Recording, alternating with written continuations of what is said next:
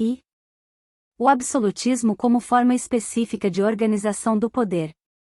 Surgido talvez no século XVIII, mas difundido na primeira metade do século XIX, para indicar nos círculos liberais os aspectos negativos do poder monárquico ilimitado e pleno, o termo conceito absolutismo espalhou-se desde esse tempo em todas as linguagens técnicas europeias para indicar, sob a aparência de um fenômeno único ou pelo menos unitário, espécies de fatos ou categorias diversas da experiência política, ora, e em medida predominante, com explícita ou implícita condenação dos métodos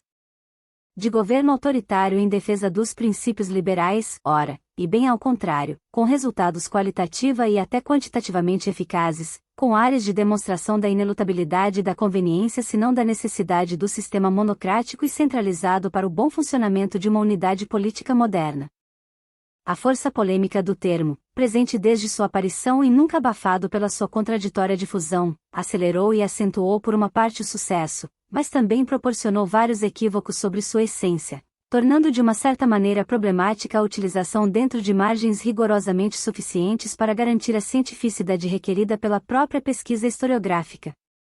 A primeira generalização a que inevitavelmente se chegou foi a de identificar o conceito de absolutismo com o de poder ilimitado e arbitrário. Se esta era a provável origem do significado do termo, é também evidente que se tratava de uma acepção indubitavelmente útil no plano do debate político e ideológico, mas inteiramente estéril para fins de pesquisa histórico-política e constitucional, desde o momento em que nada acrescentava em termos de distinção e especificação no seio de um fenômeno genérico em si e meta-histórico como o do poder.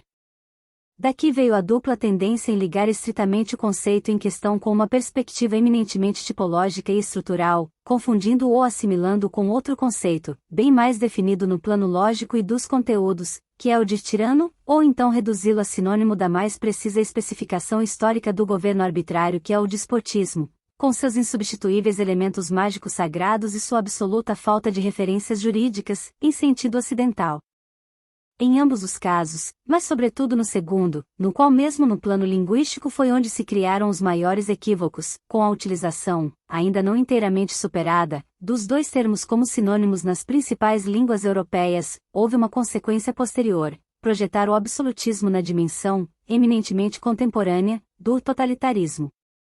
É evidente que se trata, em todo o caso, de um conceito artificial. Tanto nos seus significados polêmicos como nos diferentes significados que lhe são atribuídos, toda a definição de absolutismo não pode deixar de parecer-lhe externa, convencional e relativa, passível, portanto, de ser avaliada só em função do grau de clareza que pode introduzir na compreensão, no plano histórico e, como consequência, também no categorial, de um aspecto imprescindível da experiência política, que é o poder. Não se pode prescindir, portanto, se quisermos aprofundar este aspecto, da séria tentativa de relacionar o absolutismo com uma forma específica de organização do poder, característica em relação a outras. Tal especificidade podemos verificá-la particularmente no plano histórico, referida a uma determinada forma histórica de organização do poder. A perspectiva que daí resulta é, portanto, em primeiríssimo lugar, histórico-constitucional. Em sua essência, os parâmetros classificatórios mais óbvios e rentáveis parecem serem os que estão ligados ao espaço cultural do Ocidente europeu, no período histórico da Idade Moderna e na forma institucional do Estado moderno. A primeira limitação serve, antes de tudo, para manter as distâncias da experiência oriental e eslava do despotismo cesaropapista. A segunda serve para diferenciar a organização absolutista do poder do sistema político feudal anterior e da antiga sociedade por camadas, v. A terceira, finalmente, serve para lembrar os contornos concretos que o absolutismo assumiu como forma histórica de poder. Segunda, a soberania. De um ponto de vista descritivo, podemos partir da definição de absolutismo como aquela forma de governo em que o detentor do poder exerce este último sem dependência ou controle de outros poderes, superiores ou inferiores. Inteiramente diferente seria defini-lo como sistema político em que a autoridade soberana não tem limites constitucionais, ou apenas o sistema político que se concretiza juridicamente através de uma forma de Estado em que toda a autoridade, poder legislativo e executivo, existe, sem limites nem controles, nas mãos de uma única pessoa. O problema decisivo é o dos limites. A respeito dele, o absolutismo se diferencia de forma clara da tirania, por uma parte, e do despotismo cesaropapista, por outra. Em primeiro lugar, na verdade, a redução, válida, embora elementar, do princípio de fundo do absolutismo à fórmula legibus solutus, referida ao príncipe, implica autonomia apenas de qualquer limite legal externo, inclusive das normas postas pela lei natural ou pela lei divina, e também, a maior parte das vezes, das leis fundamentais do reino. Trata-se, portanto, mesmo em suas teorizações mais radicais, de um absolutismo relativo à gestão do poder, o qual, por sua vez, gera limites internos, especialmente constitucionais, em relação aos valores e às crenças da época. O absolutismo não é, portanto, uma tirania. Secundariamente, aqueles limites, em particular os dois primeiros, embora sejam de natureza religiosa ou sacra, são apenas limites, desempenham um papel negativo, mas não representam a substância do absolutismo ou seu conteúdo.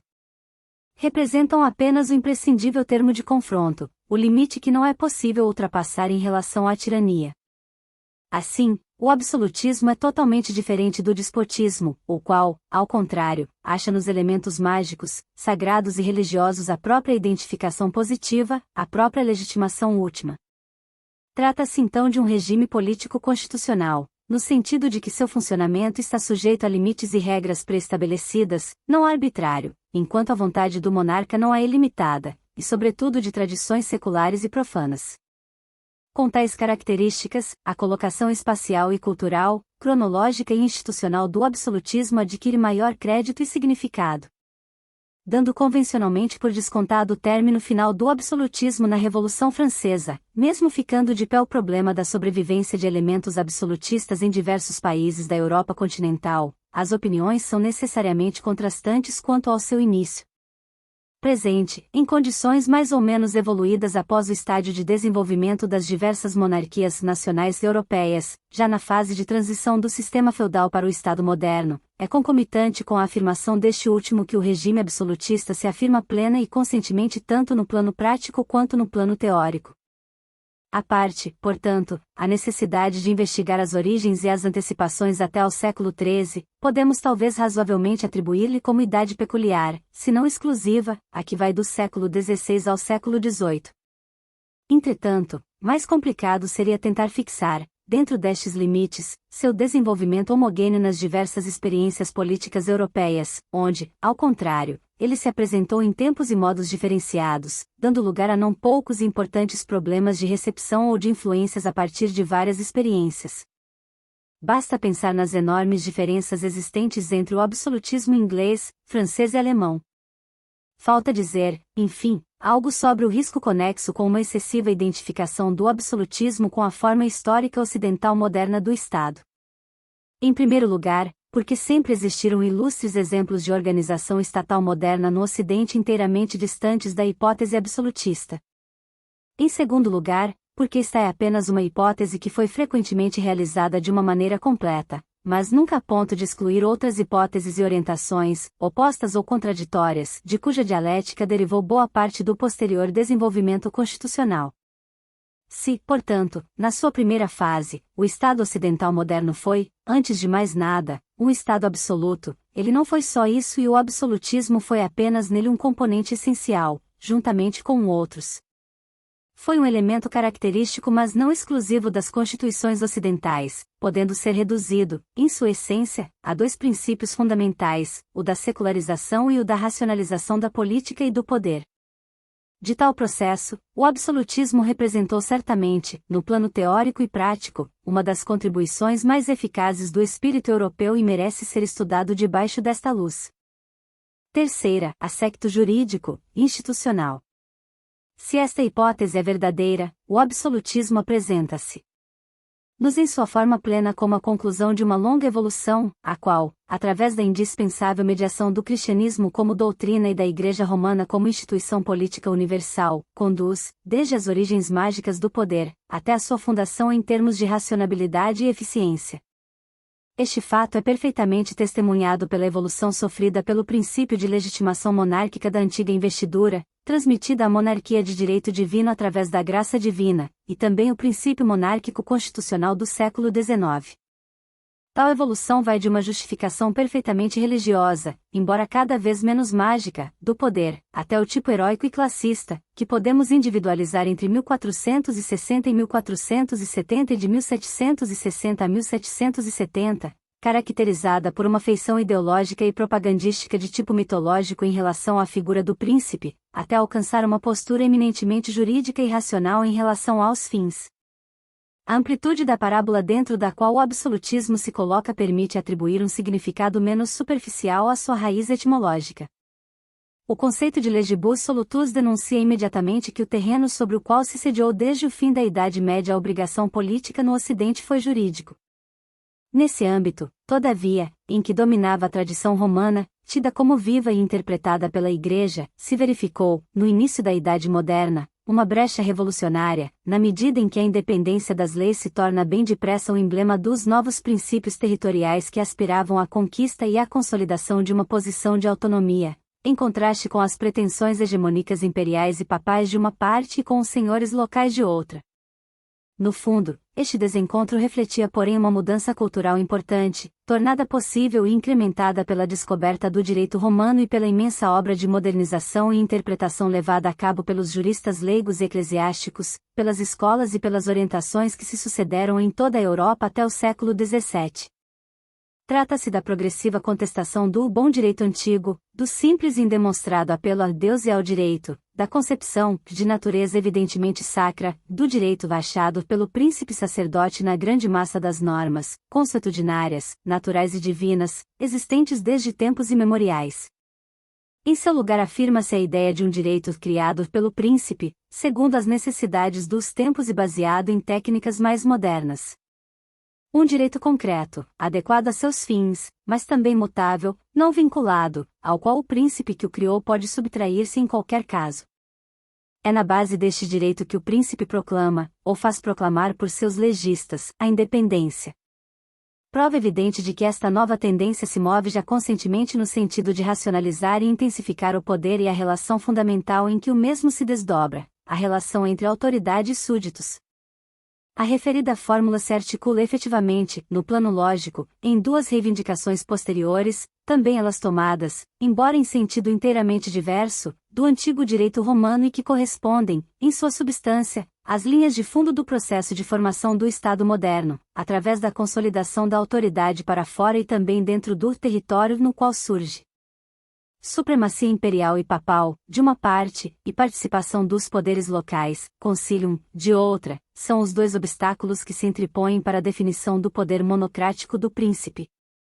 Contra o primeiro obstáculo, o poder monocrático se proclama superior em non recognoscens vive imperator in regno suo, negando qualquer forma de dependência tanto em relação ao imperador quanto em relação ao papa. Contra o segundo, em concomitância com a substituição sempre mais convincente do direito criado pelo direito baixado e com a crescente exigência de estabelecer e manter a paz territorial, se afirma o princípio através do qual quod principi placuit leges ab vigorem. Neste ponto, o absolutismo do poder monárquico é alcançado, ao menos em teoria, na medida em que o príncipe não encontra mais limites para o exercício de seu poder nem dentro nem fora do Estado nascente. Ele não é mais súdito de ninguém e reduziu a súditos todos aqueles que estão debaixo de suas ordens. Delineou-se, na verdade, em seus traços essenciais, o novo e indiscutível princípio de legitimidade do príncipe no Estado, o princípio de soberania, a summa legibus que soluta potestas, da qual no último quartel do século XVI Baudin deu a sistematização teórica definitiva. A redução do absolutismo aos seus referentes jurídicos, todavia, se esgota o aspecto semântico do problema e serve para descrever boa parte da sua história, não basta para delinear completamente a mudança profunda que, no âmbito da experiência política ocidental, o absolutismo corresponde. Passando também através do filtro jurídico, mas investindo problemáticas e convicções bem radicadas e envolventes, se completou, na verdade, entre os séculos XIII e XVI, uma das maiores revoluções culturais que o Ocidente conheceu. Quarta, aspecto político, racional. Se secularização significa perda progressiva de valores religiosos, cristãos, da vida humana, em todos os seus aspectos, o absolutismo significa, também e sobretudo, separação da política da teologia e a conquista da autonomia daquela, dentro de esquemas de compreensão e de critérios de juízos independentemente de qualquer avaliação religiosa ou moral. Deste ponto de vista, entram certamente na história do absolutismo, como doutrina política, pensadores e movimentos que debaixo de um aspecto estritamente técnico deles seriam excluídos pela pouca atenção dada aos elementos jurídico-institucionais, que fazem do absolutismo um fenômeno concretamente constitucional. Deixando de parte as passagens através das quais se realizou a desmoralização da política e que contribuíram para o surgimento do espírito laico, dentro de um sistema prevalentemente antitomista, um dos pontos de chegada do processo é representado, sem a menor sombra de dúvida, pela obra de Niccolo Machiavelli, apesar da posição equívoca que o mesmo mantém em relação aos dois extraordinários fenômenos histórico-políticos que se estavam preparando e realizando em seu tempo, o surgimento da reforma religiosa e a construção do moderno Estado institucional. Na verdade, a comparação de Maquiavel com o absolutismo está ainda ligada essencialmente aos esquemas tradicionais. A ordem absoluta, comparada com a civil, é para ele sinônimo de tirania, de ilimitado e incontrolado poder. Por outra parte, o seu príncipe corresponde, embora com toda a cautela e ajustamento das condições necessárias, àquele modelo, em função da única coisa que no fundo lhe interessa, elevar o poder até o ponto central se não único da experiência política e elaborar critérios e normas de comportamento político avaliados segundo estes fins, eliminando nele qualquer elemento que manche a pureza da relação que deriva da obrigação política rigorosamente formulada em seus termos terrenos, concretos, efetivos e reais. Se, na verdade, as fórmulas de Maquiavel aparecem historicamente muito rígidas e circunscritas, isso é devido unicamente ao pesado condicionamento dos meios políticos italianos do qual ele não pôde libertar-se, em parte, também, ao significado que ele, mais ou menos conscientemente, atribuiu à sua obra principal e o Príncipe, que é exatamente um tratado sobre o poder e não sobre o Estado.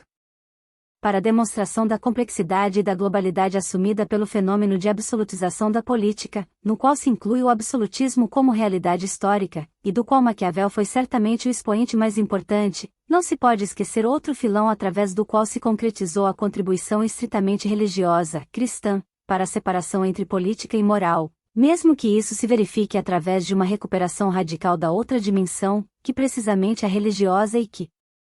representa a contestação ao tomismo dentro da Igreja.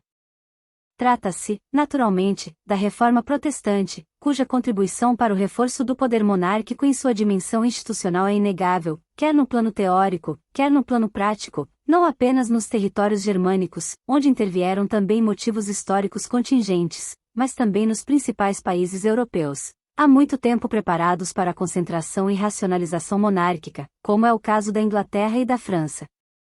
De tal contribuição vale a pena lembrar não apenas o assunto da não positividade da vida terrena para a vida do além e a consequente desvalorização de todo o esforço inclusive político fora daquele, eminentemente burocrático, de serviço, do príncipe, mas também o consequente e estreitíssimo vínculo de obediência do súdito à autoridade e ainda, também, pela modernidade e repetido sucesso da justificação, a legitimação do poder absoluto em termos de mero bonum comune, entendido este último em sentido especificamente material, de segurança, paz, bem-estar e ordem. Todos estes motivos, os de Maquiavel e os da Reforma Protestante, confluíram facilmente para as doutrinas políticas do absolutismo que se desenvolveram entre os séculos XVI e XVIII, tanto para as de conteúdo imediatamente operacional, coletadas e misturadas dentro do gênero literário da chamada razão de Estado, como para as de fundo mais abertamente teórico e sistemático dos grandes autores do absolutismo, como Jean Bodin ou Thomas Hobbes. Os 6 livros do Estado do primeiro representam certamente o projeto mais convincente saído do movimento dos políticos, no cenário do século XVI, em resposta a uma situação interna da França gravemente deteriorada. Se pensarmos que a longa caminhada realizada pela monarquia em direção a uma gestão centralizada e racional do território unificado tinha sofrido uma pausa e um regresso surpreendentes, em nome de uma contraproposta religiosa atrás da qual se escondia uma estranha mistura de antigos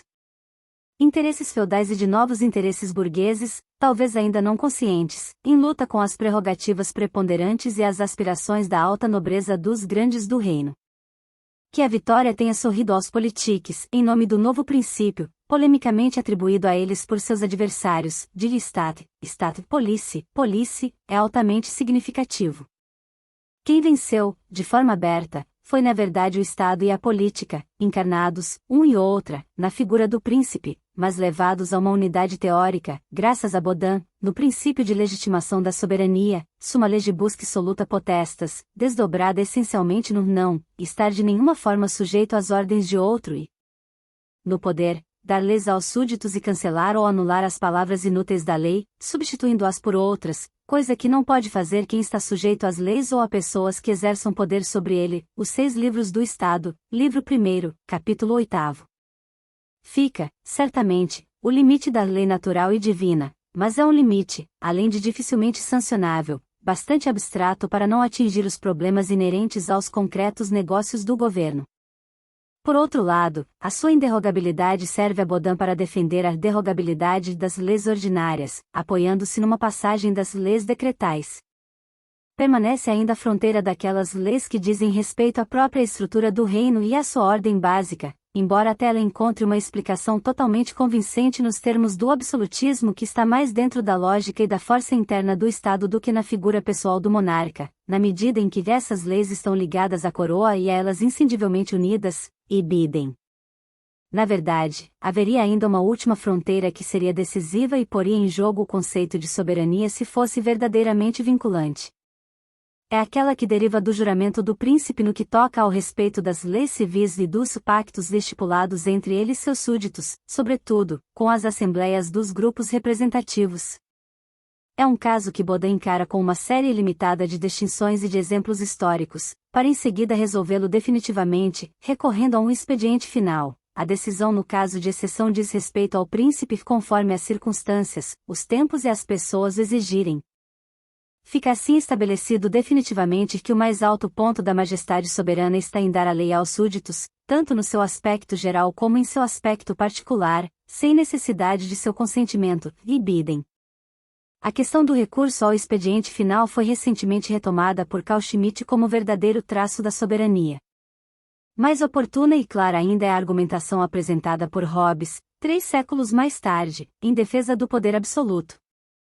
Isso tornou-se mais inquietante pelo fato de a grande complexidade dos problemas o ter constrangido a deixar o caminho sólido de Baudin e dos politiques que tinham essencialmente em mente a constituição funcional do poder, em termos de eficiência e de ordem, limitando-se a recorrer apenas à lógica abstrata e instrumentalmente neutra do direito.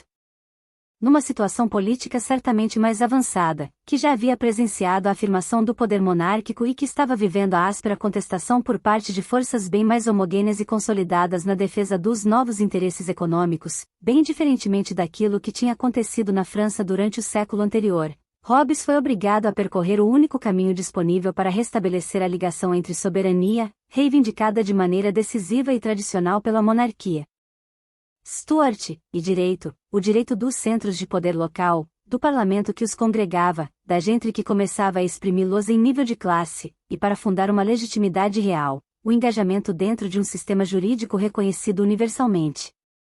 Isso existia no direito natural moderno que, depois de ter sido utilmente empregado no decurso do século XVI como instrumento racional para resolver questões importantes ou muito originais, encontrou aplicação, graças a Hobbes, na definição teórica do poder, da soberania e do Estado.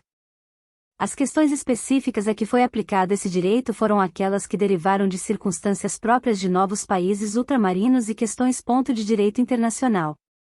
Após o grande quadro traçado por Baudin para o Estado, este foi reduzido em sua última essência ao animal artificial, ao autômato, ou seja, a um homem artificial, ainda que de maior força e estatura do que o homem natural, concebido para a proteção e defesa deste Leviatã. Introdução.